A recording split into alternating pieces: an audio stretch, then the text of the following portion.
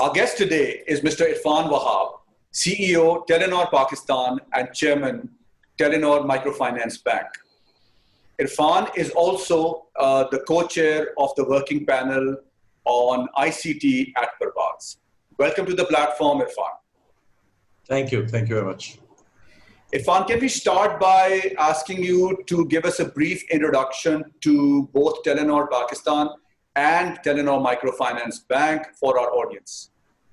Yeah, so Telenor Pakistan is one of the largest telcos in Pakistan. We're part of Telenor Group, which is again a multinational group having various services across the world, basically both in Europe as well as in Asia. And we have about 160 years of legacy in delivering telco services, starting from the home markets in Scandinavia. But last 20 years, we've really grown into new territories, especially focusing in Asian markets, which is now so basically the growth engine for the entire group. So we are present in five markets in Asia, in addition to European markets. And then Telenor Microfinance Bank is basically, I mean, when we enter into Pakistan, we see a huge gap in the financial services. We see a gap that about 80% of Pakistanis do not have access to traditional bank account, and that's how we formed this venture. Just over a year back, we've also brought in a partner, which is Ant Financial, part of the Alibaba Group. So it's a joint venture between Telenor and Ant Financial. And we are serving close to 20 million customers on mobile money and mobile financial services in Pakistan. Thank you so much, Irfan, for the introduction. Given that the current pandemic has had a devastating impact on businesses around the world, and businesses in Pakistan are no exception, what has been the impact of this pandemic on Telenor Pakistan's business in specific, but also on the telecom industry in general? Well, that's a very good question, because no one is actually insulated or isolated from this challenging environment. And I look at it in three different aspects. One is basically our own employees, right? So I mean, it was a major shift when we have to all have to work from home, and especially in an area which is just like essential services. So this brings us closer to our purpose. That means that how can we serve and empower our 45 million customers who need us most in those times when there are lockdowns and then there's a pandemic. So adapting to that reality is one. Secondly, when it comes to business, we also see challenges, especially one would imagine that the need for our services grows, which is also true. But then there are certain segments, for example, business segment, large SME, which totally gone silent because of the lockdowns. Similarly, the travelers and the roamers, that's the other part of the business, which just vanished overnight. So there are impact on businesses. And then thirdly, I mean, on a broader industry, I think still, although there's an impact, but I think you see a great opportunity at the same time. Irfan, what about the jobs? Because we also see across sector that a lot of people have lost their jobs. Has the telecom sector, by and large, been able to preserve the jobs? Have there been any layoffs? What areas in which you were forced to lay off? What's your perspective on that? Yeah, so overall, we see that we're holding on quite well when it comes to protecting our employees, and especially in the context of employment. So what we see is that there's a lot of innovation which start happening in. There's a lot of digitization which is happening on the distribution side in our value chain. So far, I mean, there is no direct implications as such on our telco sector when it comes to the employment. But we see going forward that there's more and more pressure. So we need to modernize our how we approach employment, how we approach work, how we approach various processes, and also the larger ecosystem which we need to build around technology and digitization. I'll come back to the point about, as you said, you're looking to revamp employment requirements. But let me ask you your outlook about Telenor Pakistan specifically, but also the telecom industry. How does it look like over the next 12 to 18 months? So I think if I look at the a high-level view, I mean, the macroeconomic situation obviously is very challenging, and that impacts everyone, all sectors across the country. So there is definitely a softness when it comes to spending on services, and we see that through our consumers, through our business consumers, as well as ordinary customers. Pakistan is largely prepaid market. So here, what we have seen, the one immediate thing which has happened is that people start optimizing their spend because they have lesser income. Many people have lost their jobs. So they have downgraded themselves to commitment levels which they used to have. That means lesser spend on telco. And I think going forward, we also see some pressures because of the weakness in the, not because people don't need the services, it's more about the weakness in the economy. At the same time, you also see some opportunities around, for example, e-learning, some businesses going online. You already see a good exponential growth in things like e-commerce, for example, online marketplaces emerging. So it's going to be a mixed bag going forward. Okay? I mean, would the objective be to, over the next 12 to 18 months, to get back to the end 2019 level of business activity, or is it going to be lower than that, or you feel that it's going to be better than that? Yeah, so I think I will address it in a bit different way. So I think I see three phases of this crisis, right? And there's no playbook, as we all know. I mean, because no one has envisaged when we started this year, 2020, with a fresh strategy and fresh ambitions. And all of a sudden, I mean, this hits us. So I think the first phase is to protect. I mean, to protect our employees, protect our partners, protect our customers. Like I said, keep on delivering good services to them, which is extremely vital in those times. Second is to preserve. And I think that's true for all, and especially challenging for the smaller businesses to preserve cash and to preserve what they have and to make sure that we protect that as well. And third is to actually transform. Yeah. So the outcome next 12 to 18 months will also depend on that, whether we are successful on those three elements, and especially the last one. Because obviously when it started, no one was prepared to sort of plan ahead and look ahead. But now, as things settle down, we need to also see that how we see future, how we see the new normal, and are we able to actually ride on some of the trends which we all see. And those trends give great opportunities. So our entire focus is that we should not let this crisis, or we should not waste this crisis. Irfan, when you talk about transformation, and you earlier alluded to the changed nature of jobs, the people that are interested in entering the telecom sector over the next 12 to 18 months, what are the kind of skills that the telco sector is going to be looking for when it hires for the next 12 to 18 months? Yeah, so that's again very good question, because one needs to see that what sort of trends going to be emerging, and that will create demand on the employment side as well. And one thing is quite clear, that we see a lot of automation, and we see a lot of need for automation. So to give you an example, I mean, for example, our call center business. We, a couple of years ago, around 100,000 people were calling us every day, either to get information or to address their issues or problems or get new services activated. We have substantially reduced those numbers through giving them or empowering our customers, also using, RPAs, process automation, which is based on robotics. Yeah. So, and we firmly believe that our journey has just started.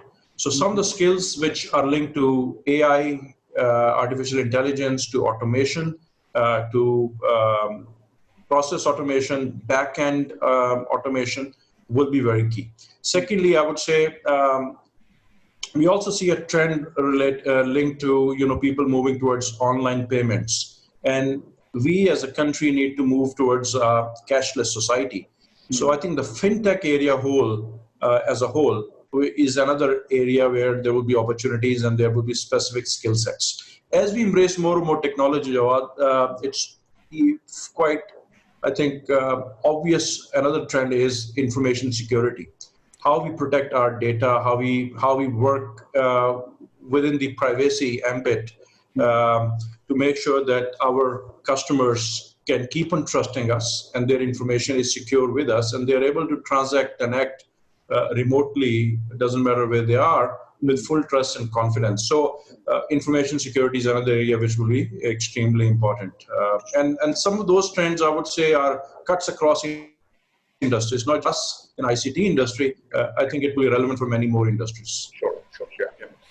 Irfan, let me talk a little bit about your current workforce. Given that the business has been seriously affected, that also impacts the training budgets that you had envisaged for your current workforce. The whole work from home environment has also made the on-site trainings impossible. Has the telco sector generally and Telenor specifically started to move into online learning platforms to meet the learning and development needs of your workforce? And is that something which is just COVID related, or you feel that that's going to become now a permanent feature of your training and development strategy? Yeah, so I think we are sort of one of the exceptions, I would say, in a larger environment where we already have embraced on this much earlier, right? So last couple of years, we've been really actually pushing employees and encouraging them to use and leverage as much online learning opportunity as possible. To the extent that we have, what we call a Telenor campus with, thousands of different courses. We have signed up and teamed up with likes of Coursera, LinkedIn, and others to make sure that our employees have access to that. And we have gone to the extent for now, 30 in a row, where we have set a 40-hour learning challenge. That means that each employee every year has to upskill 40 hours of learning, which is primarily online learning. Okay. And then what we are doing actually for some of our customers. And so, for example, this year we have also gone ahead with a virtual summer internship program. We are one of the first ones in the industry to do that. We also thought about it, whether we should cancel or not, just like many other organizations. So we decided to go ahead. And we are also giving some online opportunities to our customers and larger ecosystems. So we signed up with LinkedIn, and we are now in process of actually awarding some of the licenses for consumers, not just employees. So we firmly believe that this is the future. I think we had that head start, and we have this belief that this is very useful, and we will take it forward. Interesting. Irfan, because of the difficult times that the businesses have faced over the last 4 to 5 months, a lot of them had to innovate really fast to ensure business continuity. Are any of those 2 or 3 innovations that come to your mind, do you think are now going to become a permanent part of your business and operating model? Yeah. Yes, I would say by and large, and then mother is, necessity is the mother of invention, as we all know. So what we see is that when it comes to distribution, like in a mass scale operations which we're running in Pakistan, when the markets were closed, a lot of people were not able to top up. So we see a lot of digitization happening through mobile wallets. And we pushed it. This is something which we were envisioning, we were hoping to happen, but COVID has actually accelerated the pace of transformation. So that's one which we also hope that we can carry on post-COVID. Second is, as we are running a large network with 13,000 towers across the country, so a lot of those optimization work on the field operations, on the technology side, used to be manual, right? So you need to set teams to the side, you need to do drive testing to optimize network. And now we have adopted zero touch based on, again, robotics, AI, remotely looking at various data points and seeing how we adjust those parameters automatically. So that's also automation which is happening as part of our common delivery platform on both IT and network side. And we hope that we will keep it and take it to the next level as such. So I think these are some of the examples which are very, I mean, it's core to, it's not happening on the sideline, it's actually happening inside the core of our business. And that's extremely important to make it more sustainable. Irfan, let me come back to jobs. You think there are going to be any collective action by the telco industry that can help to not only preserve existing jobs, help change their nature, but also see any growth in new hiring? Yeah. So I would say you don't see direct employment going up in terms of direct employees in those companies as such, because as we adopt more automation and digitization, we don't see that effect. You will see some of it when we go into building the broader digital ecosystem, obviously new services, new ventures, but that will still be limited. I mean, if you think in the scale of a country like Pakistan, this will not really be any meaningful for what we need to do as an industry, as well as all the stakeholders, whether from academia, whether from public sector or a development background. We all need to come together and look at the trend. So the trend gonna be that it doesn't matter where you're sitting. You can not only work from home, you can work from everywhere or anywhere at any time. So how we really equip our youth with the skill sets which will make them valuable in this new normal globally.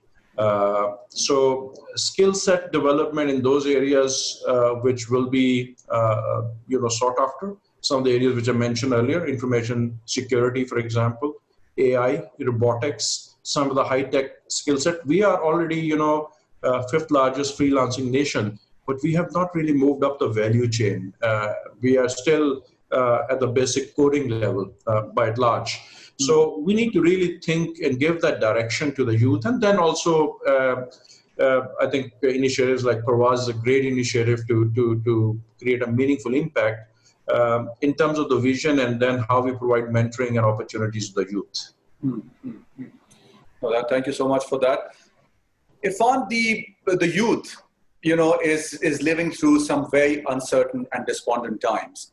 As they graduate from colleges, universities, are looking to enter the job market, it doesn't look very nice to them. What is the one positive message that you can leave them with as they try and navigate their way out of this crisis? Yeah, it's a great question. And we have seen that the economies and the countries which are most vulnerable are the most affected as a COVID. And Pakistan is obviously one of those.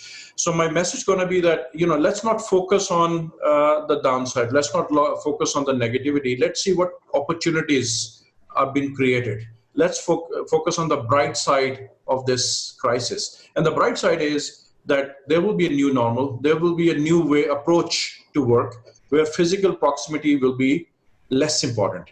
So let's ride on this wave.